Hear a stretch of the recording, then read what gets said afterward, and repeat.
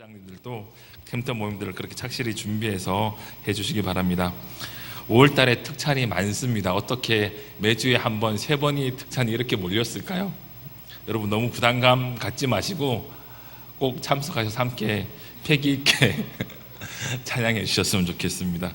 큐티 세미나가 이번 주 토요일 날 아주 비싼 가격에 진행됩니다. 여러분의 준비된 헌신된 마음을 가지시고 무료로 세미나를 꼭 참석하셔가지고 여러분의 삶의 양식을 꼭 하루 살아갈 수 있는 양식을 스스로 공급받을 수 있는 힘들을 어떻게 공급해야 되는지 잘 배울 수 있는 시간이 되었으면 좋겠네요. 특별히 부흥회가 준비되어 있습니다. 남의 일이다 생각하지 말고 내가 은혜 받을 때구나 생각하고 시간을 꼭 만드셔서 참석해 주셨으면 좋겠어요. 수요일 마지막 저녁이 청년부 특찬이기 때문에 그날만 오겠다 이런 생각하지 마시고 가급적 모든 일정들을 잘 조정하셔가지고 최대한 참석할 수 있었으면 좋겠습니다. 그리고 청년부 수련회가 8월 달에 있습니다. 여러분들 결단하고 은혜 받기 준비하며 기도하며 그 수련회 준비하시기 바랍니다. 하나님 말씀 보겠습니다. 하나님 말씀은 로마서 1장 16절 17절 말씀입니다. 로마서 1장 16절 17절 말씀입니다. 로마서 1장 16절 17절 말씀입니다. 두 절이니까 다 함께 읽도록 하겠습니다. 시작. 내가 복음을 부끄러워하지 아니하노니 이 복음은 모든 믿는 자에게 구원을 주시는 하나님의 능력이 됨이라. 먼저는 유대인에게요 그리고 헬라인에게로다. 복음에는 하나님의 의가 나타나서 믿음으로 믿음에 이르게 하나니 기록된 바 오직 의인은 믿음으로 말미암아 살리라 함과 같으니라. 아멘. 기도하겠습니다. 하나님 아버지 은혜를 감사합니다. 우리가 함께 예배합니다. 주님, 주의 말씀을 전심으로 듣게 하시고 내가 모든 것을 주께 드리는 마음으로 순종하며 믿음으로 살아갈 수 있는 믿음 우리에게 허락하여 주옵소서. 부족한 자가 말씀을 들고 섰습니다. 은혜 주셔서 이 말씀 온전히 전하시게 하여 주옵시고 주님 홀로 영광받아 주옵소서. 감사드리며 예수님 이름으로 기도합니다. 아멘. 좌우에 계신 분들께 인사하도록 하겠습니다. 잘 되고 있습니다. 기도하면 됩니다. 한 번 더 인사하겠습니다. 사랑하면 전도합니다. 사랑하면 전도합니다. 사랑하면 전도합니다. 꼭 기억하시고 여러분들이 마음에 부담감을 많이 가지시는 분들 혹 있을지 모르겠지만 부담감이 되셔도 전도할 수 있도록 여러분들이 준비되었으면 좋겠습니다. 오늘 말씀을 통해서 하나님의 능력, 복음이 어떤 능력을 가지고 있는지 나누려고 하는데 여러분들이 복음의 능력을 소유하고 그 복음의 능력을 의지해서 담대하게 예수님의 십자가를 증거할 수 있는 여러분 되시길 주님의 이름으로 축원드립니다. 이 로마서는 사도 바울이 적은 서신입니다. 로마에 있는 이방인들이 복음을 듣고 예수님을 믿었습니다. 그리고 로마에 교회를 세웠습니다. 로마에 하나님의 사람들이 모여서 예배한다는 소식을 듣고 그 신앙이 믿음이 좋기로 소문이 많은 곳으로 전해졌습니다. 그래서 사도 바울이 그것을 듣고 아주 감사하게 되었습니다. 그런데 그 로마 교회에 대한 소식을 들으면서 사도 바울이 안타까운 마음이 생겼습니다. 로마 교회가 믿음이 좋지만 그럼에도 불구하고 부족함이 있다는 사실을 듣게 되었습니다. 그래서 사도 바울은 로마에 가서 복음을 전하기를 간절히 원했습니다. 여러 번 복음을 전하기 위해서 계획을 하고 그렇게 잡았지만 그럼에도 불구하고 로마로 갈 수 있는 길이 막혔습니다. 그래서 더 이상 로마에 가서 복음을 전하는 것을 미룰 수 없기 때문에 이 로마서를 쓰게 되었습니다. 로마에 있는 교회의 상태를 놓고 사도 바울은 로마서 1장 13절에 이렇게 기록하고 있습니다. 형제들아, 내가 여러 번 너희에게 가고자 한 것을 너희가 모르기를 원하지 아니하노니 이는 너희 중에도 다른 이방인 중에서와 같이 열매를 맺게 하려 함이로되 지금까지 길이 막혔도다. 너희 중에도 이방인 중에서와 같이 열매를 맺게 하려 한다라고 이야기하고 있습니다. 로마 교회가 열매를 맺지 못하고 있다라는 사실을 사도 바울은 안타까워하고 로마 교회가 열매를 맺는 교회가 되었으면 좋겠다 하는 마음으로 이 사도 바울인 로마서를 쓰고 있습니다. 그리고 그래서 로마에 가고 싶어 하는 것입니다. 오늘 본문 말씀에 이렇게 기록되어 있습니다. 16절에 내가 복음을 부끄러워하지 아니하노니 이 복음은 모든 믿는 자에게 구원을 주시는 하나님의 능력이 됨이라. 내가 복음을 부끄러워하지 아니하노니 이 복음은 모든 믿는 자에게 구원을 주시는 하나님의 능력이다라고 사도 바울은 고백하고 있습니다. 사도 바울은 이 로마에게 서서 감사하고 로마에 있는 성도들에게 가장 먼저 하고 있는 것은 로마 교회가 열매를 맺기 원한다라고 이야기하고 내가 복음을 부끄러워하지 아니한다라는 사실을 강조하고 있습니다. 복음을 부끄러워하지 아니한다라는 것은 복음을 정말 자랑한다라는 최상급의 표현입니다. 그것을 강조하기 위해서 반대로 부끄러워하지 아니한다라고 이야기하고 있는 것이죠. 복음을 부끄러워하고 있는 것이 로마 교회의 현실이었습니다. 복음을 부끄러워하고 있기 때문에 로마 교회가 열매를 맺지 못한다는 사실을 이야기하고 있는 것입니다.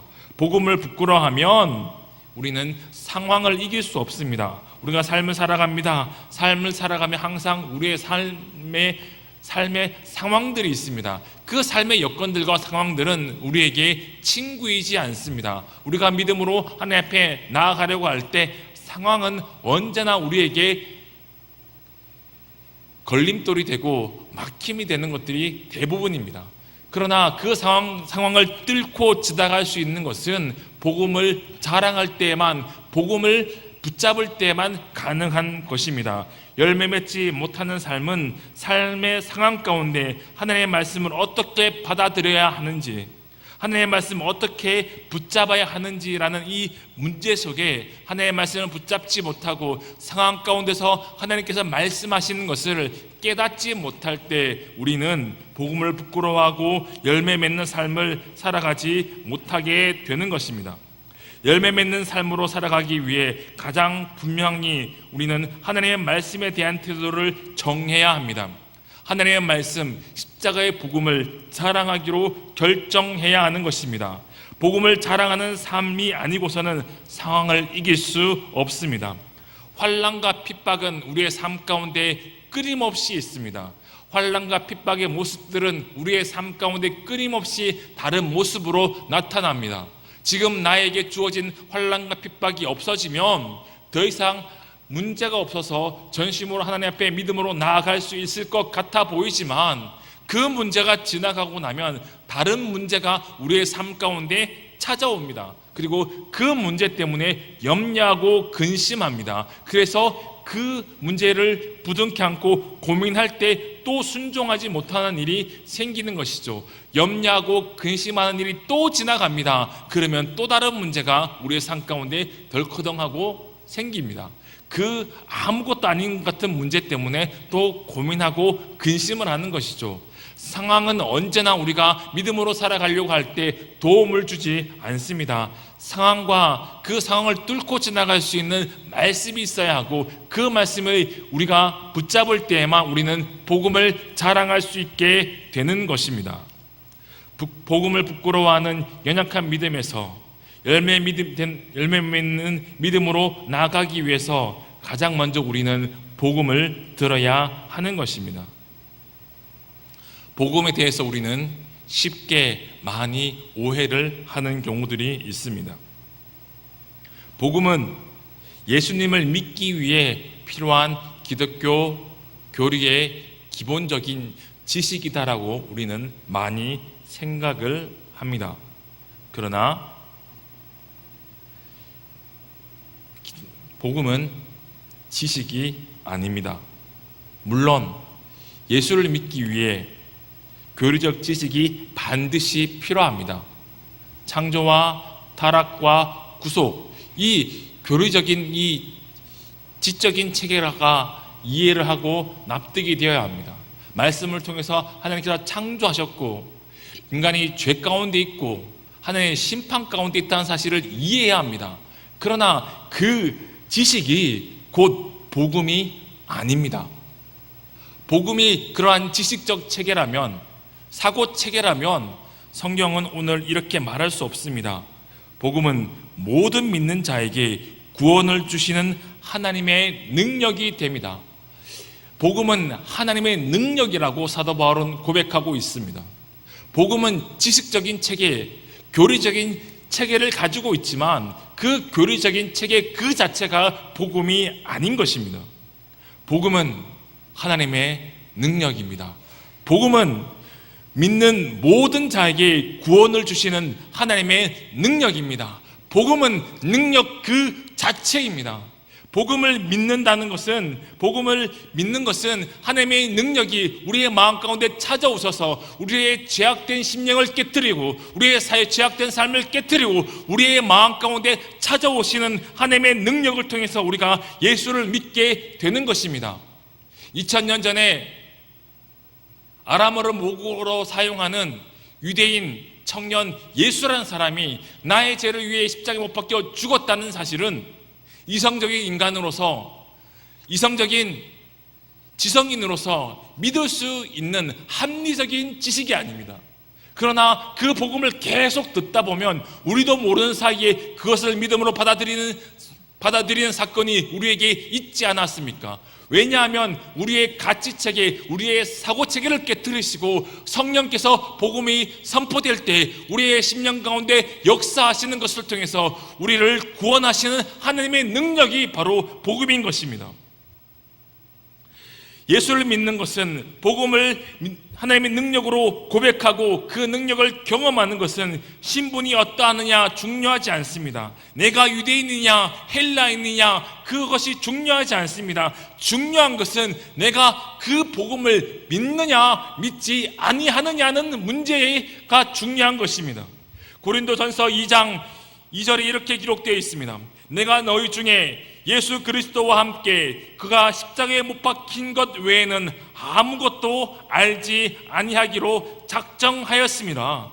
사도 바울이 고린도 성도들에게 나갈 때 예수 그리스도와 예수 그리스도의 십자가에 못 박혀 죽으심 그것 외에는 아무것도 알지 아니하기로 작정하고 그들에게 복음을 증거할 때 하나님의 능력이, 하나님의 복음의 역사가 그들의 심령 가운데 일어나 그들이 예수를 나의 구주로 믿고 고백할 수 있었습니다. 4절 말씀에 또 이렇게 기록되어 있습니다. 내 말과 내 전도함이 설득력 있는 지혜의 말로 하지 아니하고 다만 성령의 나타나심과 능력으로 하여. 전도는 지혜로운 말로 하는 것이 아닙니다. 전도는 설득력 있는 논리로 하는 것이 아닙니다. 전도는 설득하여 이해시켜서 예수를 믿게 하는 것이 아닙니다. 설득하고 이해시켜서 예수를 믿을 수 있는 사람은 이 땅에 아무도 존재하지 않습니다. 이성적이고 이성적인 지성인은 복음을 믿음으로 받아들일 수 없습니다. 왜냐하면 2000년 전에 있었던 그 유대인 예수가 나의 죄를 위해 십자가에 못 박혀 죽었다는 사실을, 그 예수가 하나님의 아들이라는 사실을, 완벽한 하나님이며 완벽한 인간이라는 사실을 이해하고 받아들일 수 있는 어떠한 이론적 근거가 우리에게는 존재하지 않기 때문입니다. 그러나 말씀을 들을 때, 말씀을 계속 들으면 성령께서 그 복음의 메시지와 함께 우리의 마음 가운데 능력으로 찾아오십니다. 성령님께서 우리의 마음 가운데 나타나셔서 능력으로 우리의 완악한 마음을 깨뜨리시고 내가 죄인 된 것을 깨달아 알게 하시고 하나님의 은혜 없이 살아갈 수 없음을 깨닫게 하시고 예수 그리스도를 믿음의 구주로 고백하고 그 예수를 붙잡을 수밖에 없도록 우리의 심령 가운데 역사하시는 것입니다. 그래서 복음은 지적 체계, 교리적 체계가 아니라 하나님의 능력 그 자체인 것입니다. 예수를 믿는 자에게 구원의 역사를 일으키시는 하나님의 능력이 바로 복음인 것입니다. 그 복음의 능력 앞에 믿음으로 나가길 소망할 때 주님께서 우리에게 끊임없이 반복적으로 그 복음을 경험하게 하시는 것입니다. 사도 바울은 예수를 믿을 수 없는 사람이었습니다. 그가 바리새인으로서 대제사장들에게 교지를 받아서 다메섹에 있는 예수를 믿는 사람들을 잡아 예루살렘으로 끌고 와 그들을 죽이기 위해서 그렇게 다메섹으로 갈 때 예수님께서 그에게 찾아오셨습니다. 큰 빛 가운데 찾아오셔서 이렇게 예수님께서 그에게 말씀하십니다. 사울아, 사울아, 내가 어찌하여 나를 박해하느냐? 하나님께서 그 사울에게 찾아가셔서 바리새인 청년 사울에게 찾아가셔서 사울아, 사울아, 내가 어찌하여 나를 박해하느냐? 그는 전심으로 율법을 준행하는 사람이었습니다. 청결한 양심으로 율법을 사랑하며 준행하는 사람이었습니다. 그래서 그는 너무나 의아해했습니다. 그래서 이렇게 묻습니다. 주여, 누구시니까? 그때 예수님께서 사울에게 말씀하십니다. 나는 내가 박해하는 예수라. 복음이 되시는 예수님께서 예수를 믿는 성도들을 죽이기 위해 그들을 결박하여 예루살렘으로 끌고 오기 위해 그곳으로 가고 있는 바리새인 사울에게 나타나셨습니다. 그는 유대계의 교리로 철저하게 무장된 사람이었습니다. 철저하게 그 유대교의 율법들을 준행하는 사람이었습니다. 그에게 복음이 들어갈 수 있는 틈은 전혀 없었습니다. 대제사장들도 예수를 믿는 사람들을 잡아 죽이고 싶지만 어찌할 수 없는 상황 가운데 혈기를 품으며 그들을 잡아오기 위해서 교지를 달라고 대제사장들에게 소리쳤던 그가 다메섹 도상에서 예수를 만나게 되는 것입니다. 이것이 복음의 능력입니다. 이 복음은 예수의 복음의 말씀을 들을 때에만 우리에게 임하는 것입니다. 이 복음을 경험할 때 우리는 하나님이 어떠한 분이신지 깨달아 알게 되는 것입니다. 17절에 이렇게 기록되어 있습니다. 복음에는 하나님의 의가 나타나서 믿음에 이르게 하나니. 복음에는 하나님의 의가 나타난다라고 기록되어 있습니다. 자, 하나님의 의, 여기서 의는 하나님의 공의로운 성품을 이야기하지 않습니다. 여러분 잘 들으셔야 됩니다. 여기서 의는 하나님의 공의로우신 성품을 이야기하는 것이 아닙니다. 죄를 미워하고 죄인들을 심판하는 그 공의로우신 성품을 이야기하는 의가 아니라 하나님다우신 그 성품을 이야기하는 것입니다. 어떤 것이냐? 하나님께서 모든 천지 만물을 만드신 창조주이십니다. 그렇죠? 그리고 그 창조 세계 안에서 인간이 아담이 죄를 범하는 것을 통해서 그 창조 세계가 모두 깨트려집니다. 그러나 하나님은 자기의 의로우심으로 그 창조 세계를 다시 회복시킬 계획을 가지십니다. 그 의로우심입니다. 죄인을 구원하시기 위한 계획하십니다. 메시아 예수를 보내주실 계획을 하시고 예수를 믿는 자를 구원하시기로 작정하십니다. 기다려서 예수를 우리에게 보내어 주십니다. 자기가 동등된 성자 예수님, 유일한 독생자를 성육신하게 하시고 십자가에 못 박혀 죽기까지 내어주십니다. 우리의 인간의 성품은 어떻습니까? 죄에 대해서 참지 않고 복수를 합니다. 서운한 마음을 품으면 이를 갈고 복수를 하는 것이 인간의 성품입니다. 하나님의 의로우심은 그런 성품이 아니라 길이 참으시고 은혜로우시고 자비로우신 그 주님께서 우리를 사랑하셔서 우리를 구원하기로 작정하시고 우리를 끝까지 참고 참으시며 하나님의 거룩함으로 인도하시는 하나님의 하나님다우신 성품을 이야기하는 것입니다. 로마서 5장에 이렇게 기록되어 있습니다. 우리가 아직 연약할 때에 기약대로 그리스도께서 경건하지 않는 자를 위하여 죽으셨도다. 예수님께서 경건하지 않는 죄 가운데 있는 우리를 위해 죽으셨습니다.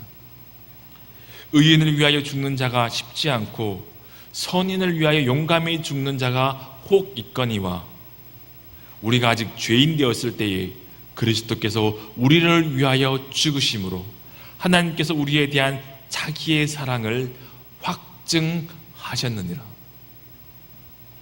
우리가 아직 죄인 되었을 때 주님께서 우리를 구원하시기 위해서 자기 아들 예수 그리스도를 내어주셨습니다. 그리고 그 예수님 십자가 못 박혀 죽으시는 것을 통해서 하나님의 사랑을 확증해서 보여주셨습니다. 내가 죄인이라는 사실을 내가 알지도 못할 때, 내가 구원이 필요하다는 것조차 깨닫지 못할 때 예수님께서 나를 위해 죽으셨습니다. 그리고 그 사건을 통해서 사랑으로 부르시는 것입니다. 그러면 이제 우리가 그의 피로 말미암아 의롭다 하심을 받았으니 더욱 그로 말미암아 진노하심에서 구원을 받을 것이니 우리는 진노받아 마땅합니다. 그런데 예수 그리스도의 그 피로 그 십자가의 죽으심으로 우리를 의롭게 부르시는 것이 하나님의 의로우심입니다. 복음에는 그 하나님의 의로우심이 들어있습니다. 복음을 경험한다는 것은 그 하나님의 의로우신 성품을 경험하는 것입니다. 내가 죄인 된 것과 하나님 은혜 없이 살아갈 수 없는 죄인 된 것과 유일한 소망 예수 그리스도, 그 예수 그리스도 안에 있는 큰 사랑을 경험하는 것이 바로 복음을 경험하는 것입니다. 그래서 복음에는 하나님의 의가 나타나서 믿음으로 믿음에 이르게 한다라고 기록되어 있습니다. 믿음으로 믿음에 이르게 한다고요. 믿음으로 믿음에 이르게 한다라고 이야기하고 있습니다. 그러면서 이렇게 기록되어 있습니다. 하박국의 말씀을 인용하면서 이렇게 기록되어 있습니다. 오직 의인은 믿음으로 말미암아 살리라 함과 같으니라. 우리가 죄인 되었을 때, 구원받기에 합당하지 않는 죄인 되었을 때에 그리스도께서 우리를 위해 죽으시는 것을 통해서 자기의 사랑을 확증하시는 것을 통해 우리를 복음으로 부르시기 시작했습니다. 그리고 그 복음을 믿음으로 깨닫는 그 순간 그 믿음으로 우리를 믿음의 자리로 인도하시는 것입니다. 그 모습은 마치 하박국이 변하는 모습과 비슷합니다. 하박국이 2장에서 이렇게 여러 가지 모습으로 낙심하고 있습니다. 암울한 시대에 살아가고 있던 하박국 선지자가 고난 가운데 낙심하고 근심하여 하나님 앞에 기도하던 그 하박국을 하나님께서 변화시키셨습니다. 절망할 수밖에 없고 낙심할 수밖에 없는 그 하박국에게 하나님께서 찾아가셨습니다. 그리고 하박국의 눈을 열어서 하나님의 마음을 깨달아 알게 하시고 믿음의 눈으로 그 시대를 바라보게 하시는 것을 통해 하박국의 마음을 바꾸어 놓으셨습니다. 이 믿음으로 살아가지 못하는 이스라엘 백성들을 보고 가슴 아파하고 있을 때, 이방인들이 일어나 이스라엘을 어렵게 하고 있을 때, 이방인들이 자기 이스라엘을 통치하시는 것을 통치할지도 모른다는 그 사실 때문에 두려워하고 있는 그 하박국에게 하나님께서 믿음의 눈을 열어주셔서 메시아를 주실 것을 약속하고 그 시대 가운데 믿음으로 살아갈 수 있도록 그에게 은혜 베풀어 주시는 것입니다. 자기의 삶의 상황 가운데 근심하고 좌절하고 있는 그 하박국에게 하나님께서는 찾아가셨습니다. 그 하나님의 은혜를 보여주십니다. 하나님 어떠한 계획을 가지고 계시고 얼마나 크신 분이신지 깨달아 알게 하는 것을 통해서 하박국이 결단하고 일어나는 것이죠. 오직 의인은 믿음으로 말미암아 살리라 함과 같으니라라고 그는 고백하는 것입니다. 상황이 바뀌어도, 상황이 어려워도 그 상황 때문에 절망하지 않습니다. 그 상황 때문에 좌절하지 않습니다. 그 상황 가운데 가운데도 하나님께서 나를 붙들고 계신다는 사실 때문에 그럼에도 불구하고 믿음으로 굳건하게 일어나서 하루하루 살아가는 것이 믿음의 사람인 것입니다. 복음을 경험한 사람들은 그 믿음으로 살아가는 것입니다. 우리가 이 땅을 살아갈 때 주님께서 우리에게 그 큰 사랑을 보여주셨습니다. 예수 그리스도를 통해서 우리를 구원해 주셨습니다. 그래서 우리는 그 복음의 비밀을 담대히 증거하며 살아가는 것이 우리에게 주어진 마땅한 임무임에도 불구하고 그 복음을 담대히 증거하는 것을 어려운 일로 여깁니다. 부담스러운 일로 여깁니다. 그래서 염려하고 근심하며 복음을 증거하려 할 때 낙심하고 좌절합니다. 내게 주어진 그 상황 때문에 어려워하는 것이죠. 그러나 복음의 능력은 복음을 붙잡고 믿음으로 일어나는 사람들에게 임하는 것입니다. 안 되는 것이 아니라, 어려운 것이 아니라 내가 안 된다고 생각하는 것이고 내가 어렵다고 생각하는 것입니다. 성령께서 우리의 마음 가운데 임하시면 내가 입을 벌려 복음의 비밀을 담대히 증거하지 못할 이유가 없는 것입니다.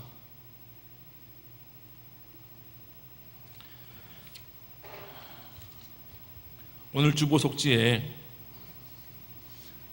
한 면에는 사랑하면 전도합니다 라고 있죠. 그 뒷면에는 여러분들이 지난주에 작정하신 모든 작정자 인원이 들어있습니다. 19명이 40명을 작정해 주셨습니다. 감사합니다. 감사합니다. 여러분이 안 된다고 생각하고 있기 때문에 이미 포기한 것이 아닙니까? 19명을 제외한 다른 분들은 안 된다고 생각하고 있기 때문에 이미 시도조차 하지 않고 있는 것이 아닙니까? 복음을 전하는 것은 안 되는 것이 당연한 겁니다. 좌절당하는 것이 당연한 거고요. 거절당하는 것이 당연합니다. 생각해 보십시오. 지금 저는 마이크를 들고 마이크를 통해서 여러분과 대화를 합니다. 그럼 이 마이크는 제가 말하는 소리를 빨아들여서 앰프로 스피커로 소리를 전달하는 역할을 하는 것이죠. 소리를 흡입하는 역할을 합니다. 이 마이크가 아무리 제 마음에 들어온다고 이 마이크에게 대답을 해보라고 말을 건다고 이 마이크는 대답하지 않습니다. 왜 그렇습니까? 이 마이크에는 생명이 없거든요. 생명이 없단 말이죠. 복음을 전할 때 예수를 믿지 않는 사람들은 생명이 없기 때문에 복음을 전하면 거절합니다. 마침 마이크에게 내가 대답할 것을 기대하고 말 거는 것처럼 똑같습니다. 교회 가자, 예수 믿자, 싫어. 이게 정상적인 반응입니다. 바꿔서 말한다면 여러분들도 그러한 반응을 끊임없이 겪으면서 어느 날 예수를 믿은 것입니다. 그런데 우리는 한두 번 권면하고 거절될 것을 두려워하고 전하기조차 하지 않으려고 하고 있지 않습니까? 복음을 전하고 한 번 거절받으면 기뻐하십시오. 복음을 전하고 또 두 번째 거절받으면 기뻐하십시오. 복음을 전하고 3번 거절하면 기뻐하십시오. 낙심할 이유가 없는 것입니다. 왜냐하면 내가 복음을 전했다는 그 사실 가운데 기뻐하시면 되는 것입니다. 복음을 전하고 기뻐하시면 되는 거예요. 복음을 전하고 거절당하는 것 때문에 낙심할까봐 우리는 작정하지 않고 시도조차 하지 않고 있지 않습니까? 복음을 전하고 거절받으면 기뻐하십시오. 그런데 우리는 거절당할까봐 그 거절 때문에 내가 낙심할까봐 나 스스로를 보호하기 위해서 작정하지 않고 기도하지 않고 시도조차 하지 않고 있지 않습니까? 왜 그렇습니까? 복음을 부끄러워하기 때문입니다. 여러분 안에 있는 생명을 부끄러워하기 때문입니다. 여러분 안에 있는 생명을 부끄러워한다면 여러분은 그리스도인이 아닙니다. 여러분 안에 생명을 부끄러워하지 않는다면 복음의 비밀을 담대히 증거할 수 있는 이유가 여러분 심령 가운데 있는 것입니다. 그렇다면 그렇게 거절받을 것을 두려워하지 않고 그냥 거절받기로 작정하고 여러분의 입을 벌려 복음을 전하시면 되는 것입니다.